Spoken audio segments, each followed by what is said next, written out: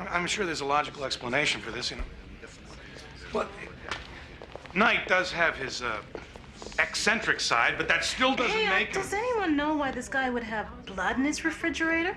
Blood? Yeah, blood. You ready for this? I'm ready. Okay. All right. Welcome back, friends. Welcome back. It's time for another episode, obviously, because here we are. But it's a Forever Night episode. A season 2 Forever Night episode. We finally made it to my heart season. Yay. Season 2, episode 1, Killer Instinct. And this is actually not... So it used to work like this. Television shows would start in the fall. You'd run until the spring. Then you'd get this long gap over the summer. And then they'd start again in the fall. So like the 92 to 93 season was fall 1992 to spring 1993. And then the next season would be fall 1993 to spring 1994. This is actually a 94 to 95 season. We have a longer than one rotation gap. And they weren't sure the show was really in limbo. So they kind of broke down the sets, but not really. And that's why in like Nick's apartment, a lot of his artwork has been taken off the wall. And they literally just leaned it against the wall for storage. And then when they went back to filming, they never got around to hanging it back up. Right, because they were halfway to packing it up anyway. Yeah, so that's why a lot of his artwork is down and leaning against the wall. It looks like he has some different light fixtures too. Yeah, I think we did a little bit of a Remodeling. We also got a new stylist, apparently. They were like, remember how he used to look young and trendy and he'd wear like sweaters and cool jackets? Yeah, get rid of that. Yeah, that shit's gone. Now we're going to do vests, button-up shirts, and multiple jacket layers. And he looks exhausted and unkempt like all the time. And it's the shoulder pads, I think. They just overwhelm him. The weight of those shoulder pads must just be so heavy to bear. Scruffy. His shoulders look like 3 feet wide. He's got so many jackets on. None of his facial hair is long enough to look intentional. Well, they asked him to grow that, supposedly. Word on the streets is they asked him to grow that to have him look more manly. Right, but the stylist's job is to try to make that look good. Well, if you wanted him to look more manly, maybe you shouldn't have left his baby soft blonde curls just fluttering about in the wind. Well, I think they were. It down. I think we were going for more of like a rugged look, but I don't think Gare can look rugged. He can't. He doesn't have a rugged face. Right, not like me. You don't have a rugged face. You look like I'm happy the most approachable person in every room. You look like a happy man with a beard. You don't look rugged. I'm sorry. Unless that's the way you want to describe yourself, in which case just let me know and I'll back you up on the ruggedness. So we've had a fairly long... Hold on. I'm going to get the window for Pippin. Oh, please do. So we've established that we've had a fairly long gap. These actors actually... I don't know if it's the video quality, because we actually get a production quality jump too. So we're really going for... It's a cleaner... That could be it too. Yeah. Yeah. I don't think Nick looks... Well, maybe he looks exhausted. It's probably the makeup. It might just be this episode too. We like to pale him down. And sometimes it's successful. And sometimes it just makes him look ridiculous. It just depends on the episode. The facial hair may be standing out for me because there's like makeup on it. Yeah. Or around it. Like up to it. Yeah. But not in it. Yeah, I don't know. It's an interesting choice. We ditch it eventually. Kind of. So if you don't like it, don't worry. It's all going to change. It's just like every episode. You didn't like what happened that episode? Don't worry. Just like the whole TV show. We're never going to go back to it. It's fine. Who cares? Actually, though, this episode really starts almost a complete parallel to the beginning of Dark Knight Part 1. Because we start with a flight. We're flying through the city. And asshole LaCroix trying to set something up. I'm so happy LaCroix is back. I can't even describe how happy I am. We were watching this and I was just sighing with happiness every time it came on. Like every time he was in frame. Thank goodness. We finally get Nigel Bennett back. I mean, we had him, but we only had him in flashbacks. Right. And now we're going to get him in the present and the past. But we open with a flight and a murder. There's some kind of deal going on, an illicit deal is happening by the riverside in this sort of slum-looking area. And somebody's watching from the crates or whatever. Yeah, and they sneak up and after the woman has left, they kill the drug dealer. And LaCroix shows up and he picks up a piece of something, which is a piece of surgical glove. And he sniffs it like, okay. Just, I don't know what, he drops it, whatever. That's the beginning. He like turns and looks sort of into camera. And then we cut to the intro. And then we come back and Nick is in a sunbed. But before we go any farther. I'm sorry. Hi, I'm Rachel. And I'm Matt. Welcome to the Strange and Beautiful Book Club.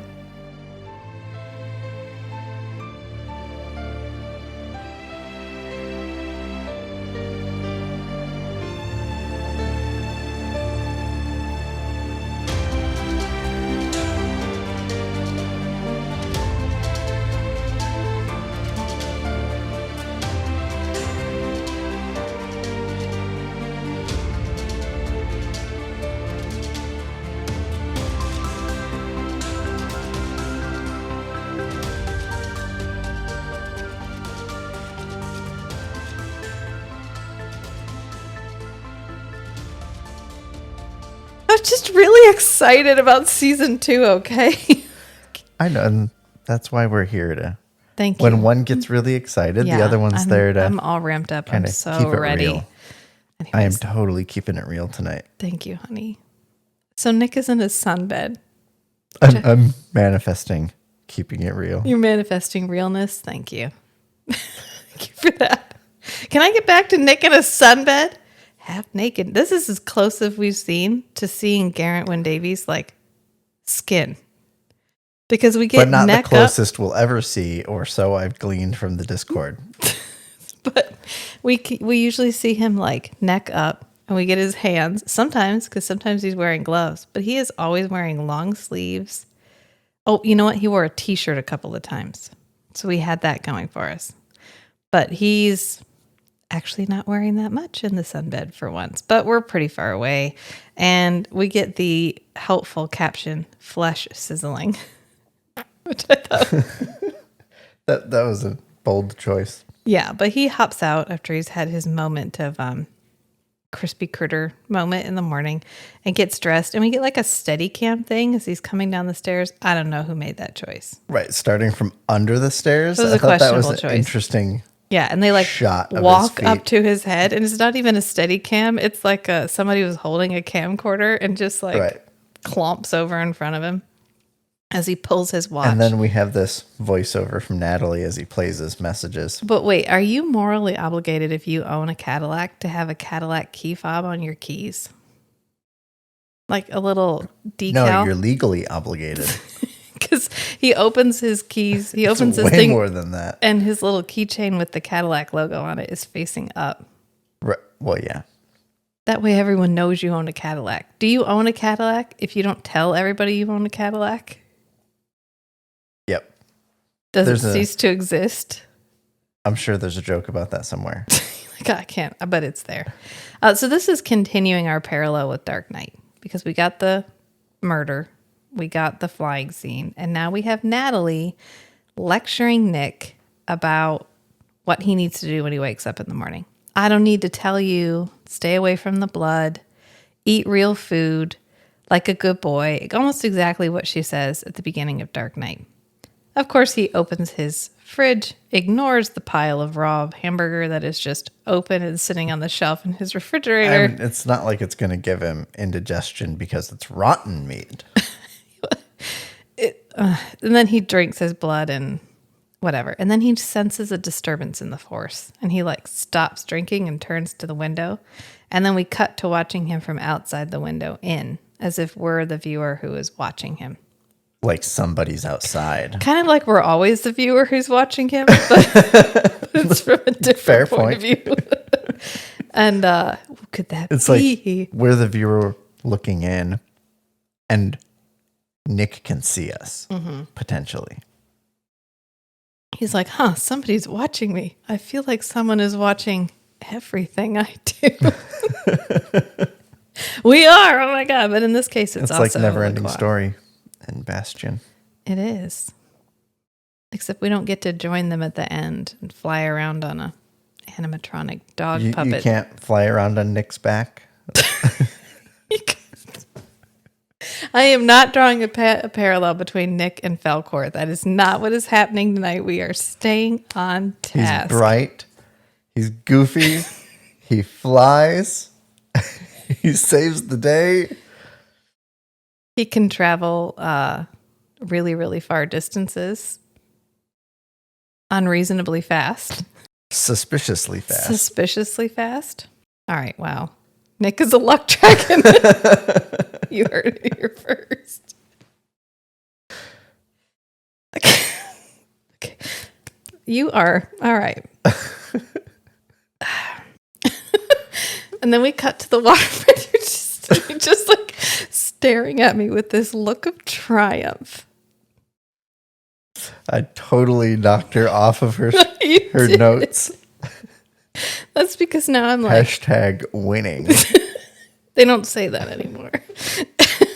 We're going to lose our under 35 audience. All 2 of them. We got to manifest the Riz. I can't just, I'm going to need you to. Okay, so then we go to the waterfront because that's where our murder happened. And I hear you and I acknowledge you, but I'm also trying to keep this episode moving forward because we're about to meet Cohen. Cohen is our captain.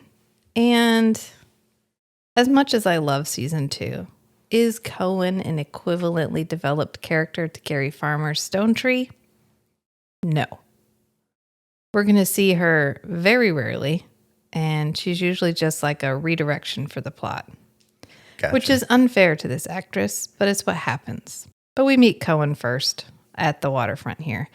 And we set up immediately that Schanke and Nick didn't get a new captain because they're in the same precinct and Stone Tree left. They got a new captain because they are now in an entirely new precinct. And they moved together. Schanke makes this very clear that he is trying to make a good impression on the entire precinct since they're the new guys. Do you think Schanke left and Nick was like, well, I can't have anybody else being my partner because Schanke gets me. I'm just going with him. Right. Who knows who Stone Tree is going to stick me with next time? Right. I feel like Schanke showed up for his first day of work. Nick was already at a desk and he was just like, howdy, partner. That's exactly how it went. They're in the 96th precinct, I think now. And so all of these murders have happened right around. I don't think they ever specified what They do. They do? They do, Okay. yeah. In season 1. And actually, if you look at the people in uniform, they have the precinct number in like their lapel pin. Gotcha. So they were in like the 27th, and I think they're in the 96th now. That really doesn't matter at all. It's just one of those things that if you've watched it enough times, you're like, oh, okay, yeah, we're in the new precinct now. I figured it was we never mentioned this level of detail about our world building, but now we're adding detail and we're retconning that detail back into the first past. season. Really, they just got a whole new set. And so rather than try to pretend that Right. that set was the old one, they were like, look, guys, we're in a new spot. Somebody had already taken the desk home. Yeah. Also, the Raven is no longer on location. The Raven is now a set. Oh, but previously it was an actual. Yeah. Previously, it was an building. actual spot that they would go and film it. And then they recreated it as a set. And so Schanke is in full brown nose, which we are in peak Schanke right now.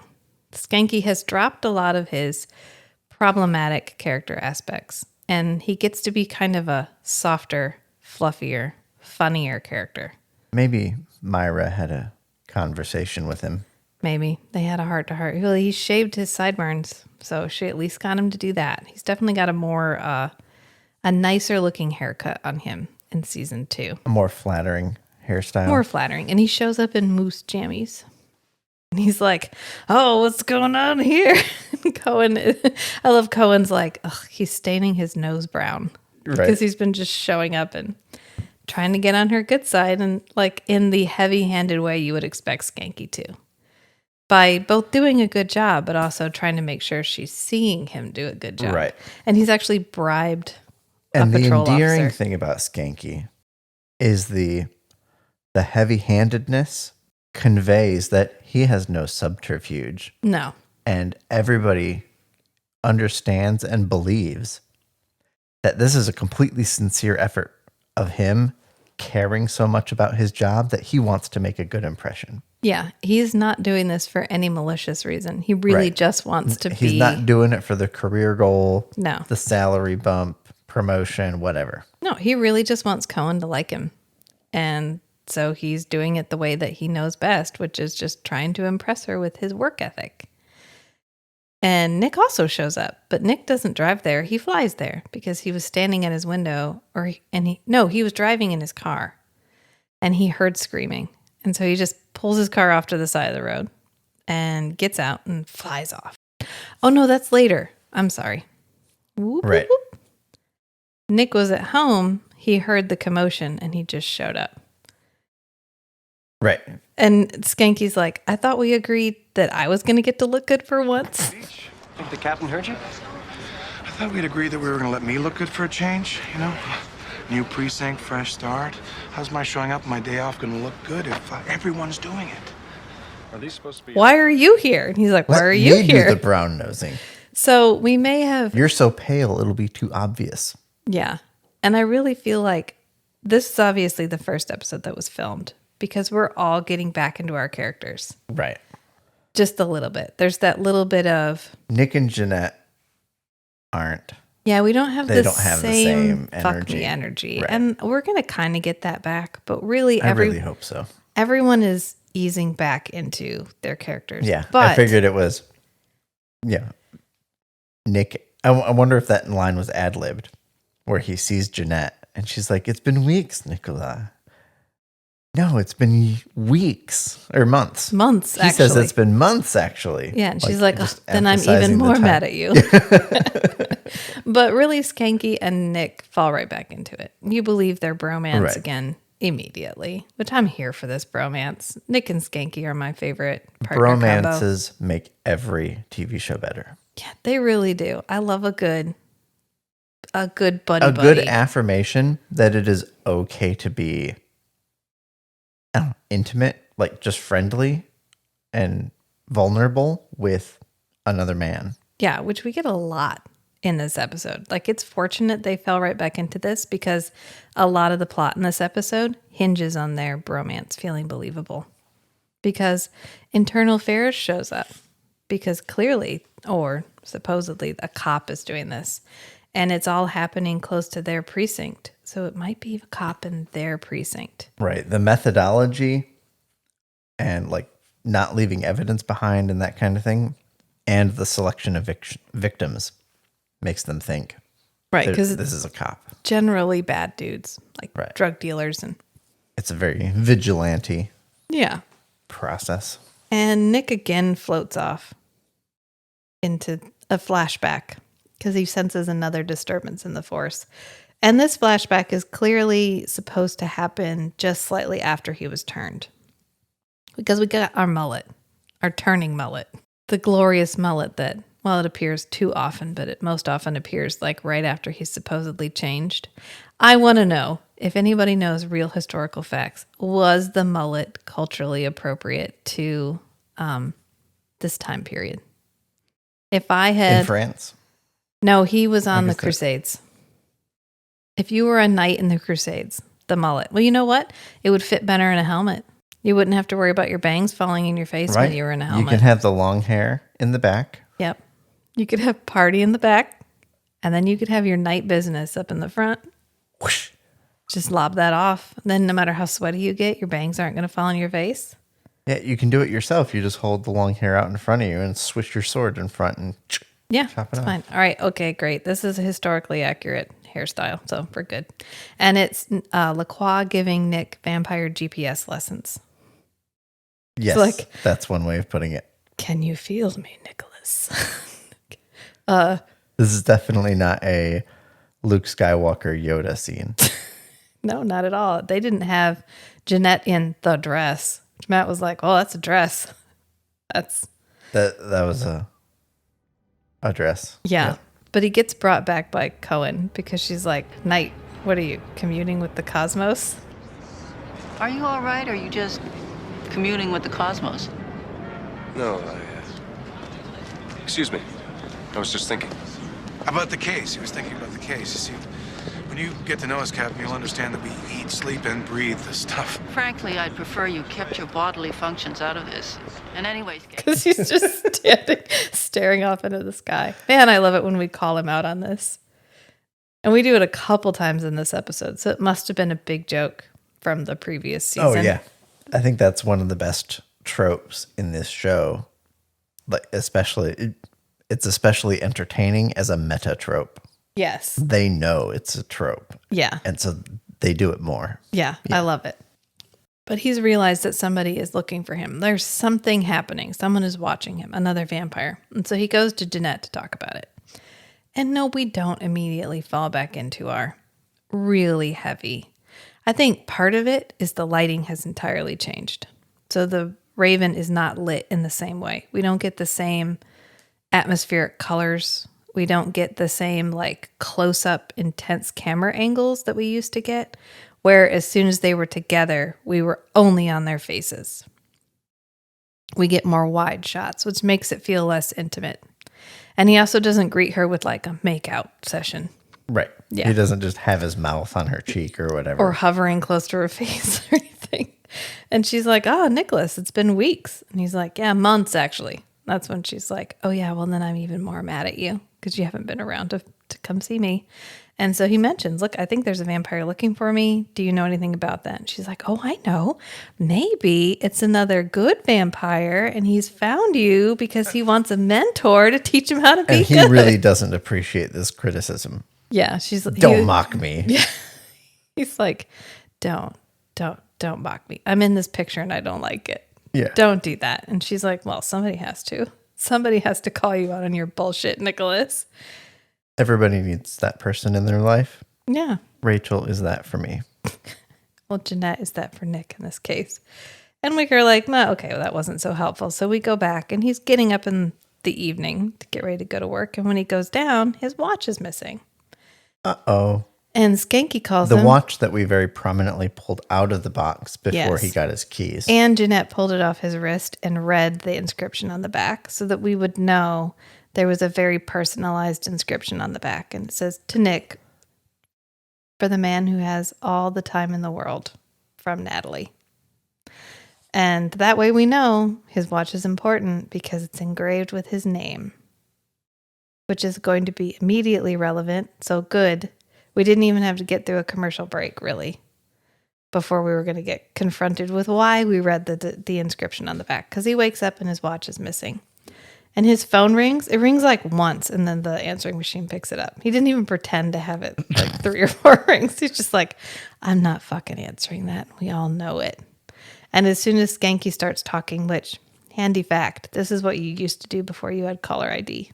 You just let it go to voicemail, and if you want to talk to that person, you pick it up while they're leaving the message. And hit stop on the answering machine. Yeah. Or else it'll keep recording. Right. And then you'd have to rewind your tape and record over it again.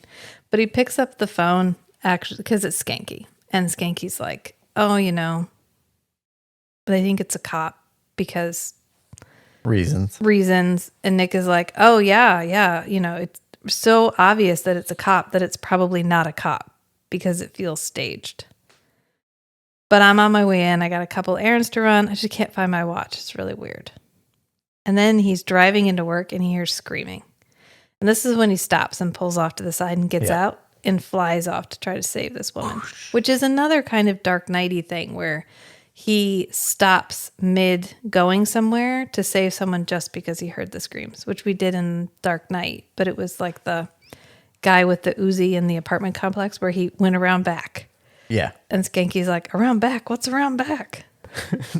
This reminds me of the comic somebody made that I saw, and it was Superman in a bed. And it was like, how many people does Superman have to save every day to get himself through sleeping through the night when he can still hear everything that's going on? Yeah. Oh, yeah. Or in the really unfortunate Daredevil movie from 2001. Oh, yeah.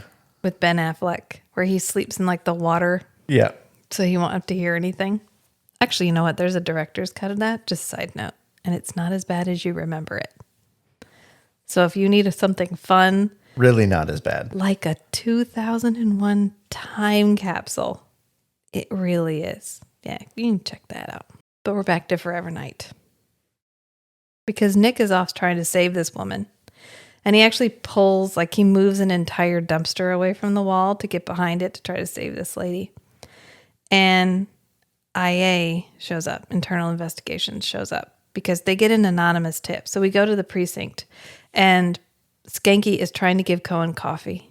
He's like, oh, I was at Buckstars. Thanks. Do you like cappuccino? Because I was just down at Buckstars and I ordered their cinnamon chocolate. Unbelievable. And, well, they gave me 2 by mistake, so... Voila. And they gave me an extra coffee, and I thought maybe you'd want it. And she's like, oh, is it decaf? He goes, oh, no, but I could go get decaf. And she's like, no, Schanke, I'm just fucking with you. Just messing with you. Just messing with dude. you. And they Because get I in. know. Yeah. I can see how hard You're working. Yeah. And they get an anonymous tip that somebody else has been murdered. And so they go to check it out, and Nick is there. And getting he's like, handcuffed. He's like, yeah, the perp went that way. Don't worry, she's already dead. I just checked. Moved the whole dumpster away from the wall and everything. So let's go chase the bad guy, okay? And they're like, oh, yeah, you mean the bad guy? Because she has your watch. So it kind of looks like you're the bad guy. And he's like, oh, shit. That's where my watch went. This really kicks off our theme for the episode, which is he is far too attached to this life that he's made. Like, Jeanette has a life right now. She has the Raven, but she doesn't really have, like, a life. She hasn't made a Right. persona. She hasn't. She has an act that she plays, Yeah.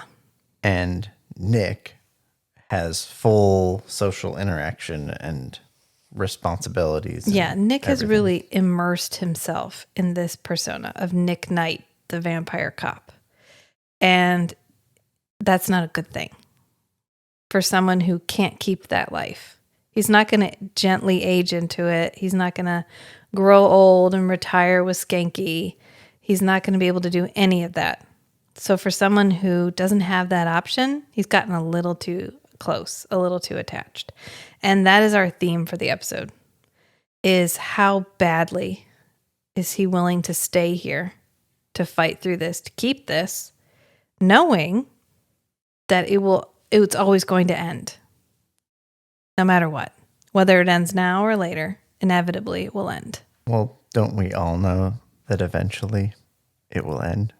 Yeah, but I mean, in a more immediate sense, like within the next... A decade or two. yeah, at or most. not even that. I mean, he could grow some more facial hair maybe. If they look keep older. switching precincts. Him and No one- Schanke? yeah. Well, it's not like Skanke's going to be like, yeah, I haven't even questioned the fact that he hasn't aged at all. It's fine. But they're interrogating him, and I think this is really funny because they ask him how he got there.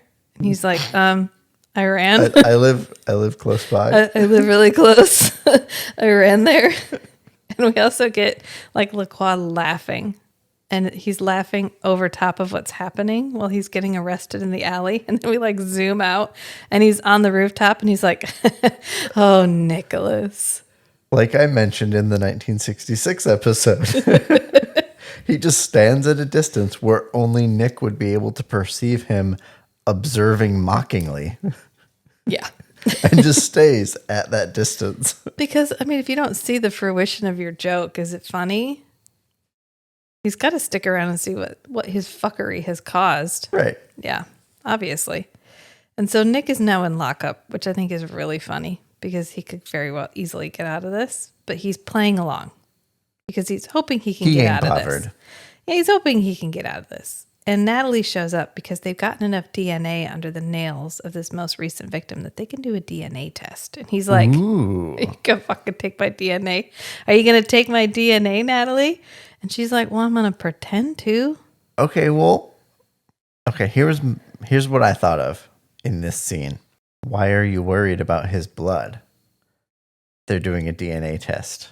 And didn't they do a DNA test on the blood in the like fitness thing with the lady If looks giving? could kill. Yeah. They didn't do a DNA test. Oh, she did do a DNA test. Yeah, and they found viruses. Well, yeah. But it was human blood with extinct Yeah, but they exogens. weren't vampires. They were people who were getting injected with vampire blood. You can only pick up viruses on a DNA test. Can you pick up viruses on a DNA test? Yeah, they have DNA in them. Okay, well, you know You what? I don't know. basically can't detect them Look, any other way. The point is they can't take his DNA because he's a vampire. And Right, then they're not people will sure. know he's a she's not sure what will happen. Right. It could be like, It's too risky. this isn't human DNA. Why did you give us whatever this is? She could be like, oh, I'm so sorry. I must have gotten that mixed up with my cat DNA test. This is 200% Neanderthal DNA. 200%. This is a whole extra person's worth of DNA.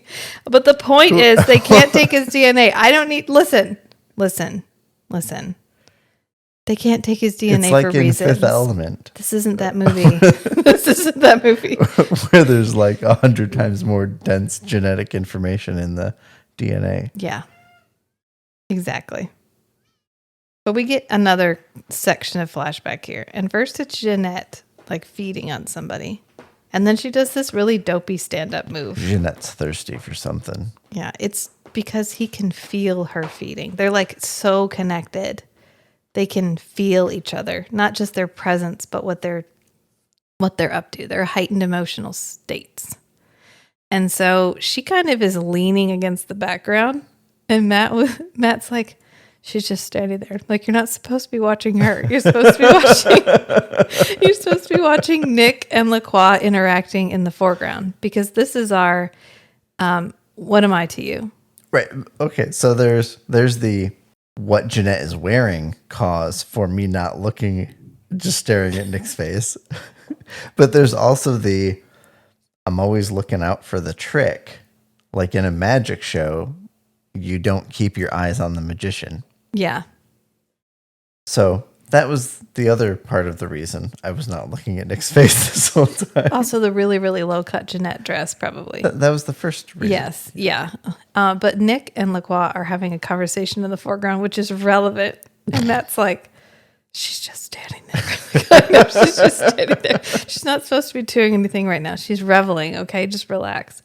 Because this is the part where Nick is like, well, what am I supposed to be to you? Like, what do you envision? How do you envision this relationship going? They're having their initial... My protege. He's like, yeah, my protege. Nick's like, oh, you mean your slave?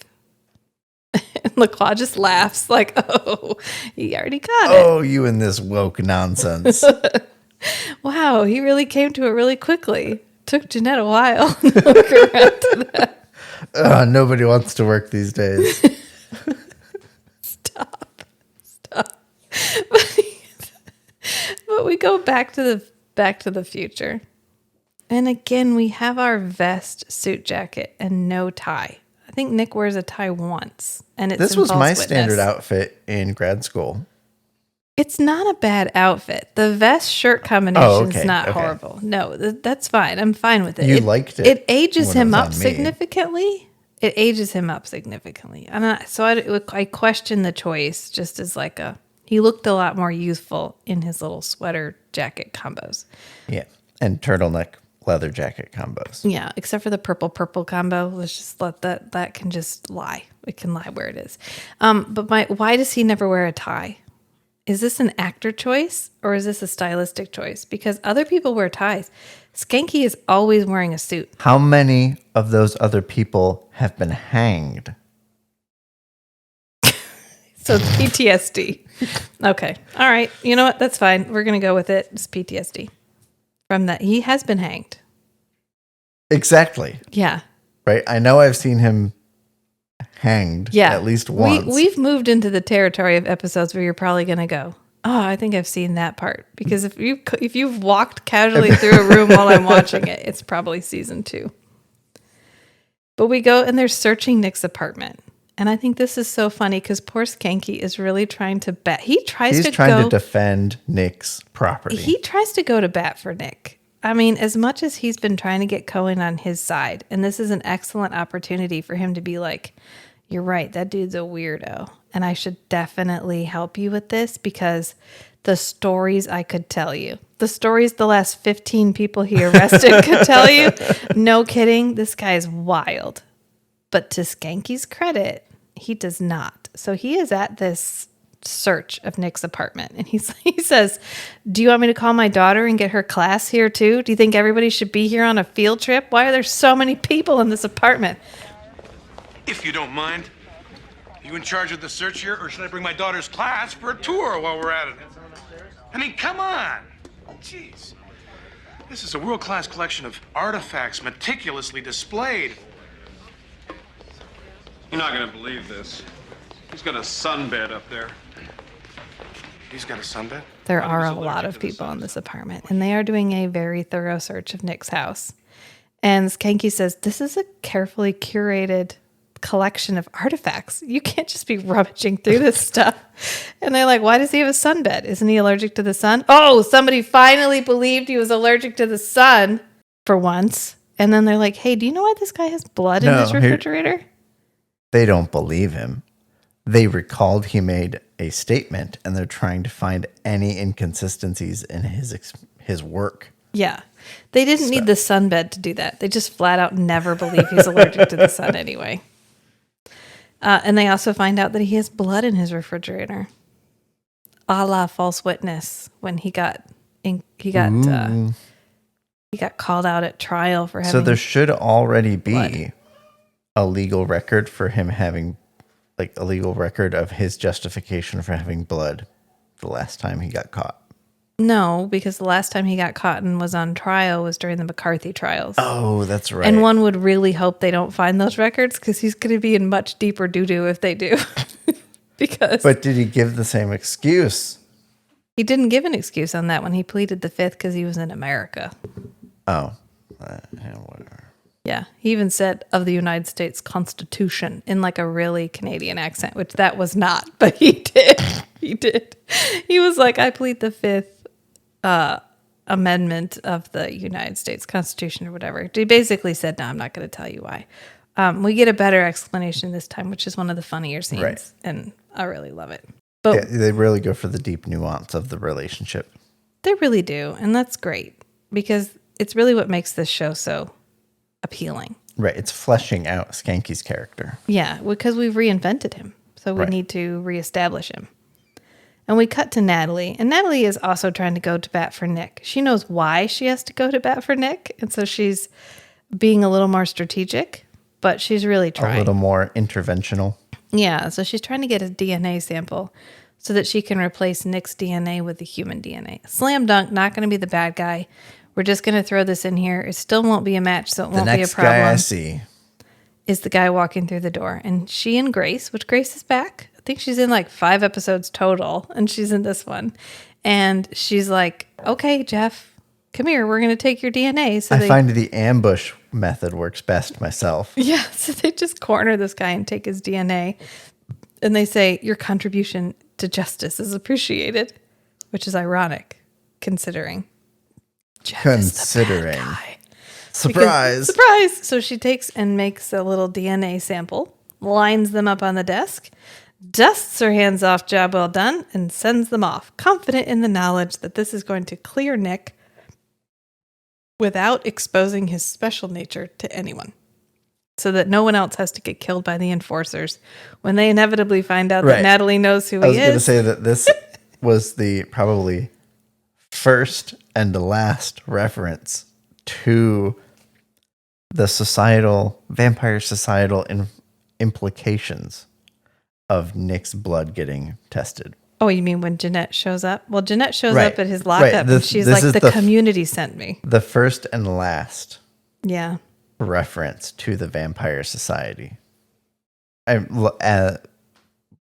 Because of the implications of Nick getting exposed as not human. Yeah, because when Jeanette shows up, she says, the community sent me. You're risking exposing us all.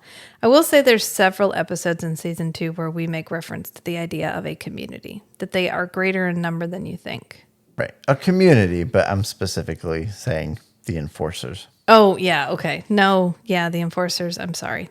I hope you really enjoyed the episode they were in because that's all you get. That's all you get. But Schanke comes down to the lockup to talk to Nick about it. And he kind of circles around. He tells him a couple of things. You haven't been eating. They tell me you're on a hunger strike. What's going on with that? And he's like, well, being locked up doesn't do a whole lot for my appetite. But don't worry. Natalie sneaks some stuff in for me now and again. Would you think Natalie would take this as a opportunity to get him off the sauce? Sober? Yeah. She'd be like, I could bring you blood, but this really feels like a good moment for you. But she doesn't. Apparently, she's been sneaking in blood. And Skanky's like, oh, I could bring you souvlaki. What? Aw. Schanke. He offers to bring him, like, a heavily garlicky meat sandwich. And Nick is like, well, you know what? Thanks ever so much, but I think I'm going to pass. And so Skanky's like, yeah, now that we've gotten that out of the way, why do you have blood in your refrigerator? Nick's like, oh, yeah. Schanke can keep it cool like 1,000 times better than Nick. Absolutely. Schanke is definitely one of my favorite characters because he's one of the most deceptively nuanced characters in the entire show. So Nick is prepackaged nuance, right? He's Right. a Because monster. of the second identity. Yeah, he's a monster pretending to be a person. So it's a super easy nuance, right? It's already there. It's prepackaged. You just get it from being a vampire. It's fine. But Schanke, you would think they would play him completely all surface, which I think this is more John Kapelos. I actually heard him say his own last name the other day, and it's Kapelos. I think this is really more him than the writers. Gotcha. Because he's a better actor than people give him credit for. And he is brilliant in this because we just spent the whole first half of the episode establishing that he is just like a simpering brown noser trying to get on the good side of the captain. Right. But soon as he is faced with a situation where he has to be more serious and make a choice, he chooses Nick. Right. Immediately. Even in this moment where he has opened with sympathy and then moved on to his real question, it gives us this idea. You expect him to just barge in and be like, so what's up with the blood? But instead he's like, hey man, how are you? I heard you're not eating. Are you okay? Right. Do you want to bring you some part of our food? relationship is way more important than whatever is going on here. Yeah, there's some weird stuff happening, but we'll get to that. First, let me ask you, how are you doing? Yeah. And that's what makes him a good cop too, is Right, because he's connecting with people. yeah, he's a good people person. He's a good dude. He's just a good dude. And so he says, hey, so what's up with the blood in his refrigerator? Your refrigerator. Because I'm sure Schanke knows. He has got to have guessed, right? Because he just spent, at least a year with Nick. Right. And he has gone through some pretty weird shit with Nick. And that's just the stuff that we get to see. Yeah, he's like, blood in the refrigerator? Let me tell you about the time he hijacked a city bus. How about all the times? I knew John Kapelos was going to be referencing that, or Schanke was going to be referencing that scene. Yeah. In season 2. How about all the times he's left him in the car and been like, I'll meet you at the scene, and then just hopped out of the car and run around a corner. And then later when Schanke gets to the scene, Nick's already there. Right. But leaving that aside, what's up with the blood in your refrigerator? And Nick says it's an old European technique. He uses it to thicken his oils. Would it discolor the oils? It would depend on the amount of pigment. Yeah. Anyway, and they're like, oh, okay. All right. Okay. Yeah. And so he leaves. And as he's leaving and he walks through the door, he's like, it's for his paints. And they're all like, oh, okay. Makes sense to me. Yeah. So they sent him in there as an emissary. Like, no, you go talk to him. Right. Which You go talk to means him. that Schanke is successfully integrating into this police precinct. Yeah. Absolutely. Of course he was going to. It's like our daughter. She goes to this thing every week. And I asked her if there's someone that comes every week that she plays with. And she said, no, but I always make a friend. And I feel like that's probably Schanke. I don't know any of these buddies, but I'll figure it out. We'll be friends. Especially season 2 Schanke. And this is actually when Jeanette shows up. And she's trying to convince him to leave. Surprise. She says, she just shows up and he's like, how did you get in here? And she's like, oh, Nick, have you forgotten everything about how to be a vampire? He's like, oh, I hope. That's kind of the point, Jeanette. And as she's talking to him, they show back up because the DNA test came back as a match and they're moving him to a high security lockup. And Jeanette came to break him out before he had any more interactions with the police. Yeah, but it didn't work because they immediately grab him and take him. And as they're taking him, it's daylight out. So how did Jeanette get there? Have you forgotten everything about how to be a vampire? Is there subterranean access to the lockup? That feels like a security issue. Because tunnels have both pros and cons for security issues. In one way, it's an escape route for the people inside to get out without getting hurt. On the con side, people can get in there even if you're locking the doors upstairs. Yeah. Okay. Sure. Let's just go with it. It's fine. There's a tunnel. Remember in Angel? So in Angel season 1, he ends up going to the police fairly often because he has like Kate, who's his contact in the police. And he can get into the police station through like the sewers. So you know what? I'm going to go with that. Although I do not believe Jeanette would lower herself to meander around anything, even remotely described as a sewer. Oh, I think she would totally do it. If it works and nobody's going to see her do it, that she's going to have to interact with later. She just doesn't want her reputation tarnished. Yeah. So they end up transporting him during the day, which I just mentioned. But they're taking him out and he's like, you have to cover my face. You have to cover my face. And they're like, whatever, because this is a pretty consistent theme. Nobody actually believes Nick is allergic to sunlight. And he is done with handling this shit the mortal way. He tried to play games. He tried to play ball. He tried to do it the way they wanted him to. And he's not going to do that anymore. So he vamps out. He breaks his handcuffs. He kicks out the back door and just yeets himself out onto the pavement. And then he has to try to get out of the sun. So he sprints off, smoking into the distance. And Natalie is like, oh shit, because she finds out that the DNA test was a match. And she's like, oh my God, what have I done? What are the odds? Slim. That's what the odds are. Very slim. Pretty slim. But you know what? Like we said in the episode we just recorded for this week's movie episode, sometimes it is a contract between the viewer and the storyteller that you just accept that some things happen because this makes the story interesting. And if the most likely thing happened, the story wouldn't be interesting. Right. 90 out of 100 versions of what's going to happen are just boring. And the unlikely ones are the interesting ones. They're the ones worth telling. That's why we tell stories about them. Yep. Even if they're implausible, because they're implausible. Yeah. And so Natalie does the only thing she can think, which is get Schanke on her side. Which this isn't the first time we have involved Schanke in a vampire intervention. Vampire conspiracy theory. Yeah.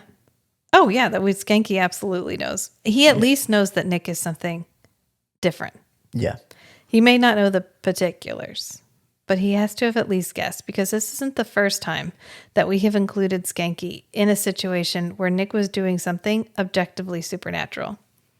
The last time is when he was trying to do a 12-step program and they called Schanke and Natalie in to keep him from killing a woman on a massive rebound bender. And so poor Schanke was not allowed in the room because he was all walking around vampy. And he was like, Nick, I just want you to know, man. I'm from sorry. the other side of the door. Yeah. I'm here for you. Whatever you need, man. I'll help you out. And so Natalie calls Schanke and she's like, look, I did something. I switched the DNA samples with this guy. And that means that this guy is the guy and not Nick. And Skanke's like, walk me through why you switched the DNA samples. Hematola what? She says it's because his sun allergy is so severe. If anyone knew about it, he would get kicked off the force. And she calls it hemalomatomapsia. Which that had to be hard to keep a straight face because it's an otherwise serious moment. But John Kapelos is like, it's hemalomatoma what? And she goes, papsia. Right. And the Nat Schanke chemistry is there too. Yeah, it's good. Our trifecta is on point, which is good because it makes this episode work. And we're following Schanke around because Schanke is actually he decides he's going to go check out Jeff because he's like, look, man, I can't get involved. We just got to this new precinct. If I get involved in this and Nick actually is the bad guy, it's the end of my career too. Right. And she's like, well, I get it, but here's the guy's address. I'm just going to hand it to you and I'm going to walk away. And the choice after that is all you. Except she just follows him. Yeah, they walk out together and Cohen sees them walk out together and she's like, hella sus. And so she's just like, Rogers and Wilkinson, who are the IA guys, the internal investigation guys. I don't know why we included two difficult names. Cohen has a really hard time with Wilkinson. And so every time she has to say it, she overly enunciates Wilkinson. She's like, Rogers and Wilkinson. Can you please go follow her? We could have given them like Rogers and Wilson. Roger and something. Something other than Wilkinson. But that's just a pet peeve about. Because poor Cohen is trying really hard. And it's really hard to say their names. So they're going to trail Schanke, which is a good move. Because Schanke has been partners with Nick. And Schanke is very loyal to his partners. Previous and current. And so he plays it by the good call. book. Yeah, it's a good call to trail him. I mean, he doesn't play it by the book though, because as soon as he meets Nick, he really should have turned him in. And he doesn't. He probably saw Nick vamp out the first day they met. He was like, I'm not getting on that guy's bad side. That whatever dude's bad side. And we reuse a lot of footage here. Because Nick is getting ready to go hunting. And so we use a flying scene from season 1. I think it's a dead air flying scene where he's on the rooftop and he kind of swooshes off. Right. He's wearing a close enough jacket that you wouldn't know. And then we immediately go into the warehouse exterior from False Witness. Yep. They must have just been like, damn, we nailed that warehouse exterior. We got it, because I'm pretty sure we're going to use it at least once more. And we've already used it for every exterior shot. For every exterior industrial shot. Yeah. For residences, it's the tall apartment building. Yeah. So we're flying up to this warehouse that we've seen before, which it turns out, then they're in the city because he breaks through this window. And because he thinks he's chasing this vampire that's hunting him. Because he's finally ready. Like, I am tired of being the hunted. I'm ready to be the hunter. And so he's chasing down this vibration, which is what LaCroix calls it in the past when he's talking about vampire GPS. The English translation of what LaCroix was talking about in the past is vibration. So he's following this vibration. And he ends up confronting Jeff Morris, who's the bad guy, all vamped out. Which makes Jeff Morris our lucky number 16. Congratulations, Jeff. Because not only that, but he is shortly thereafter arrested and never mind wiped. And questioned deeply about anything Detective Nick Knight might have done or said to him. Yeah. And we get a bit of Dark Knight, like Batman Dark Knight moment here, where when Nick is talking to Jeff Morris, his voice is modulated down. Mm-hmm. He's like, what? I'm mortal? Because he's all vamped out. And Schanke comes up behind, he's like, Nick? And Nick has to do his like, hold it together. Like, deep breath. Deep. Chill out. Face. Take the face off. And so when he turns around, he's back to Nick. And it's so cute when the police arrive and they're stuck in this apartment. They can't leave because they don't want Nick to get arrested. So Schanke and Nick are sitting under this window, and Nick has his knees pulled up and he has his arms around his knees, and he's resting his chin on his knees like, I've had a really hard day, Schanke. Skanky's like, oh my God, man, me too. Because they're just sitting together and it's so cute. The little way that he's sitting, because he just flew there and was all vamped out and was going to attack this dude, and now he's just sitting there like a child that's really just having a shitty time and just wants somebody to know it. And Schanke is finally like, okay, well, there must have been another exit. We got to go. Let's see if we can figure out where we're going. Because Nick starts to drift off, and Skanky's like, please don't go strange on me. Don't do that. Don't do it right now. Don't get weird on me. Don't get weird on me. Oh, please, don't go strange on me. Let's go. Because he's getting ready to go into another flashback, but really what he's doing... Which is another meta reference. Absolutely. But what Nick is actually doing is sensing the other vampire. The sensation is back, and he's like, okay, well, we got to get out of here. He obviously exited, so there must be a way for us to exit. So they get out the back door, and Skanky's like, well, I think he's in the old distillery, so I'm going to go there, but you need to leave, because they're not here for me. They're here for you. So you dip. And so Nick, for once, Nick is like, sure. Thanks, Schanke. It's what I do every day anyway, but I appreciate your permission. Yeah. And so he runs off, and he ends up taking off into the sky as Schanke goes after Morris. So Nick is following his vampire vibrations, and he ends up in this ceramic studio, which I feel super, super bad for whatever artist is running this, because they must have come in the morning and been like, oh no. I'm never going to financially recover from this. What happened? Because LaCroix is talking, and I'm so happy to have LaCroix back, because he immediately starts pontificating. And if I love anything, it's a good pontificating moment. LaCroix says, you must have had some idea that I was back.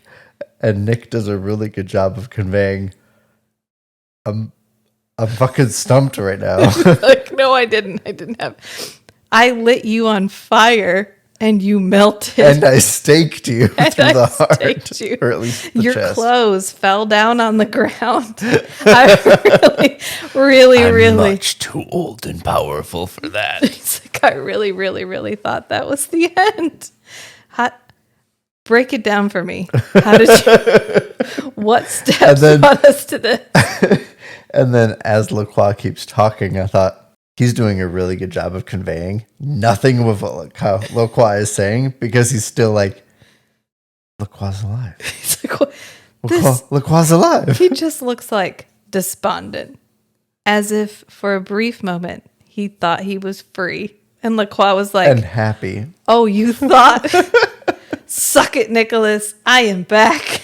And then he picks up this unicorn statue. He's like this unicorn. He's like, your life is fiction, like this unicorn. And then he just goes, he crumbles it. Your sham of a mortal life is ruined, Nicholas. Like the unicorn. It is the stuff of fiction. Which, if this is just greenware, that's not as hard as you think. Probably Pippin could crunch it if it was greenware.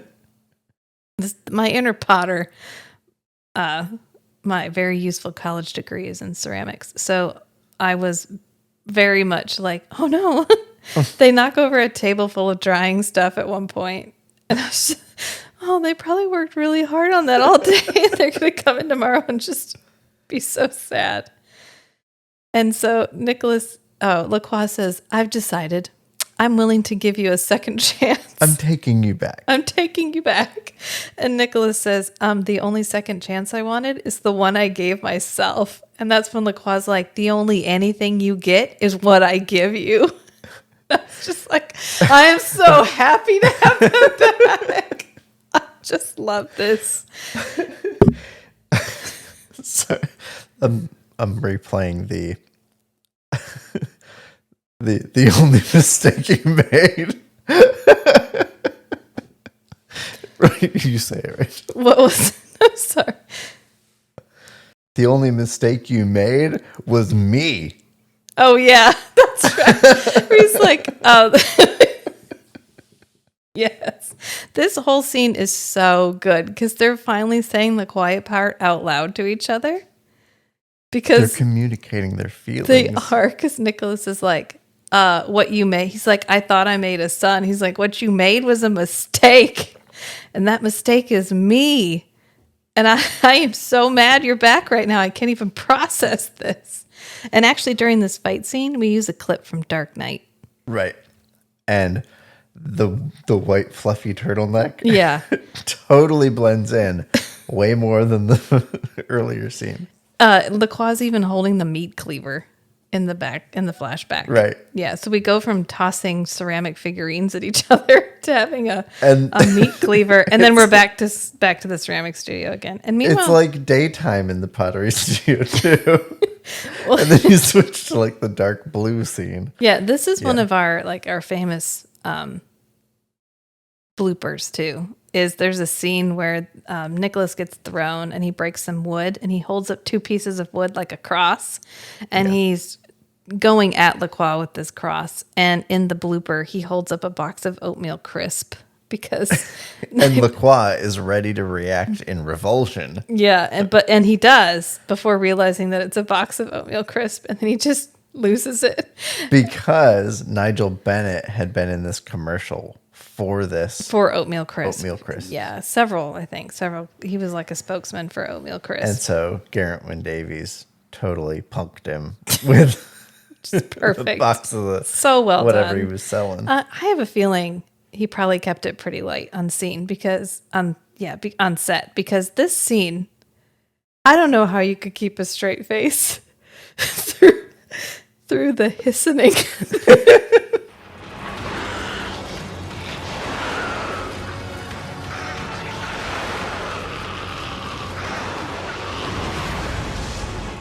The hissing, because they're just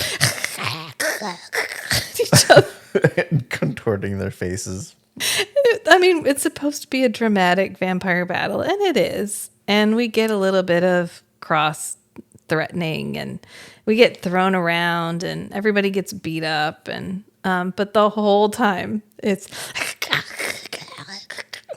Meanwhile, Schanke is having a civil conversation with our bad guy, Jeff Morris. Hey. Yeah, he's just down there being a good cop, talking to him in front of Cohen, which is the most impressive thing he's done in front of Cohen, which is just his job, which he's good at. Now that he's not working too hard at it. Yeah. Because he's into the case. And he ends up talking him down and keeping him from taking the way out that he suggests taking, which is his own life. And he ends up getting him arrested. And Cohen's going to threaten him with her gun. And he's like, no, my man's all done here. He's ready to go. Yep. And he gets his gun and he just walks him out. And that's when Cohen's like, oh, by the way, where's your partner? And Skanky's like, Knight? By the way, Schanke, Yeah? where's your partner? Nick? Geez, I don't know. I haven't seen him all night. Huh, I haven't seen him all day.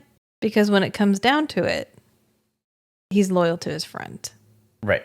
Which is very season 2 Schanke. Which, if Nick was directly trying to cause harm, Schanke would intervene. Yeah. But this is a situation where it was a mistake that was getting Nick in trouble. And so it was morally correct for Nick to escape from police custody and all that. Right. And Nick is watching him through this skylight. And he gets this little that's my Schanke. That's my Schanke look on his face. And when he stands up, LaCroix, who had fled from the cross, is back. And he's like, what's the point, Nicholas? Blink, and they'll all be ghosts. Blink, and they'll all be gone. Blink, and they'll all be ghosts. Blink, and they'll all be gone. And Nick's like, oh, God, LaCroix. Definitely didn't miss this. Oh, great.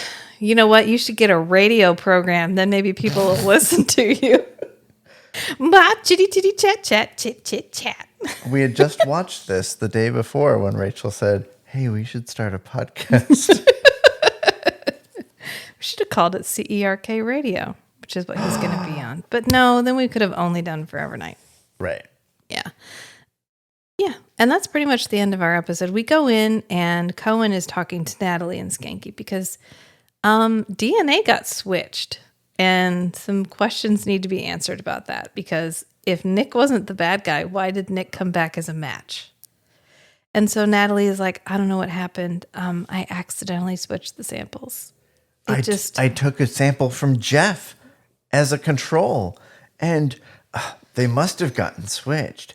And usually the lab notices because this test that's supposed to have a high likelihood of being a positive is a negative. Oh, let's see if any of the samples got swapped. We'll just redo the DNA comparison. Well, they were thinking Nick's would be a match. Well, right. But this is Natalie justifying. Right. She's basically just look, I messed up. It got mixed up. I don't know what happened. I'm just really sorry, Captain. I have absolutely no idea. And she's Cohen's yeah, okay, so you don't think Jeff switched them?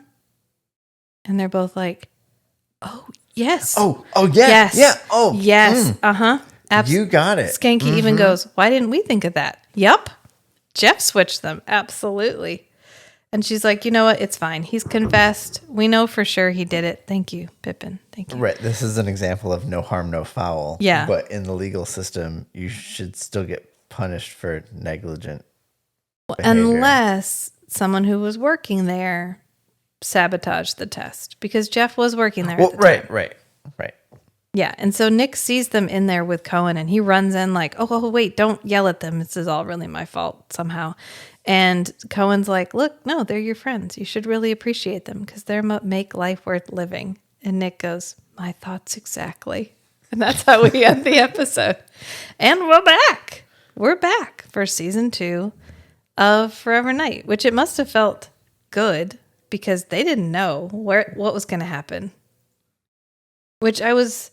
Word on the streets is part of the reason for the first one is there's some amount of, if a show is designated as Canadian and it takes place in Canada, there's a certain amount of Canadian-ness that it must have.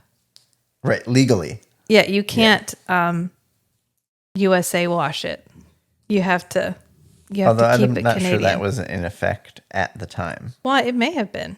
It was one of the criticisms of the show is it wasn't Canadian enough. Oh, okay. Even though it takes place in Toronto. We don't change any of the facts about Toronto. I mean, all they needed to do was hire the guy from For I Have Sinned to be in every episode. So the peak Canadian accent could be on display in every single episode. At all times. Yeah. I don't know. And I think that was one of the reasons why it was, because it was a Canadian production to start with. And then when we come back, it's not. It's all. Because it's made for first run syndication. They didn't know who they were making it for. They started making it, and then they got someone to air it. A production studio just decided to film it, and then figured we'll sell it later. Yeah, basically. And they sold it after most of the episodes had already been filmed. And then they ended up airing them out of order, which I intend to watch them in production order, which it turns out I think is the order that they're on Amazon. Okay. As long as your Valentine's Day episode is close to the end, around episode 23, you are in production order. So that's what we're going to do. It should make Nick's facial hair make more sense. Because if you jump around, he gets a beard, he loses the beard. He gets a beard, he loses the beard. Which is kind of like Matt Monday through Friday. He has a beard, he shaves it, it's back by Wednesday. He shaves it, it's back by Saturday. So I just don't shave it. I am so happy to be back in season 2. I'm not sure I can express that enough. Wasn't this the result of our fan poll? We didn't do a fan poll. I thought you did a poll and it got 1 vote. I did, but that was for our 100 follower on Instagram. And it was for what should we do?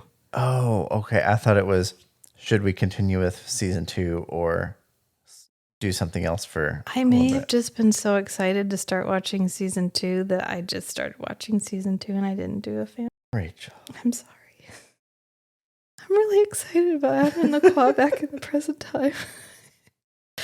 I was trying to listen to another podcast. Modern LaCroix Nick interaction. I was trying to listen to another podcast about Forever Night. And they were shitting all over LaCroix's monologues and about how they don't add to episodes. They didn't add to that particular episode and that they were weird and could be done away with. I turned the episode off. I was like, your opinion is no longer valid and I am no longer interested. This is the entire justification for the series. I had a little quote book when I was in high school, and it was almost exclusively lines from LaCroix's monologues. He's got some good ones. Yeah. And oh my God, when we get to Curiouser and Curiouser, okay, I'm just gonna, which we're a ways away from that. But it's one of my favorite episodes. That's the one where he has amnesia and everybody has different roles. It is season 2 because Cohen ends up being the lady who runs the Raven. Yeah, and Natalie I've is the seen police parts captain. of that one.